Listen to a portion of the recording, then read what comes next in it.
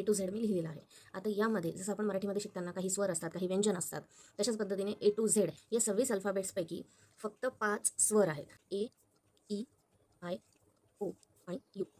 हे 5 वेगळे इथे A, E, I, O, U हे 5 स्वर आहेत. हे तुम्हाला तुमच्या वहीवर सेंटेन्स बनवायच्या आधी वरती लिहून घ्यायचे आहेत. आणि हे स्वर जर आपण वगळून टाकले, समजा हे काढून टाकले, आता हे वोवेल्स मी काढून टाकले. आता इथे जे बी पासून झेड पर्यंत उरलेले लेटर्स आहेत त्याला आपण म्हणतो कॉन्सोनंट्स. याचा उच्चार आहे कॉन्सोनंट्स. कॉन्सोनंट्स म्हणजे व्यंजन आणि वोवेल्स म्हणजे स्वर. तर हे आधीचे आपले होते AEIOU ते होते वोवेल्स. वोवेल्स म्हणजे स्वर. तर अशा प्रकारे ABCDमध्ये A to Z मध्ये स्वर आणि व्यंजन आपण वेगळे केले. आता तुम्ही वाक्यामध्ये इंग्रजी वाक्यामध्ये बऱ्याच वेळा पाहिलं असेल की ए असतं, काही ठिकाणी ॲन असतं, काही ठिकाणी द असतं. हे ए अँड द म्हणजे असतात आर्टिकल्स. याला आपण म्हणतो आर्टिकल्स. ठीक आहे. याला मराठीमध्ये उपपद असं म्हटलं जातं की आर्टिकल्स हे 3 असतात. ए, ॲन आणि द. यामध्ये द हे डेफिनेट आर्टिकल आहे. बाकीचे 2 जे आहेत ते इनडेफिनाइट आर्टिकल्स आहेत.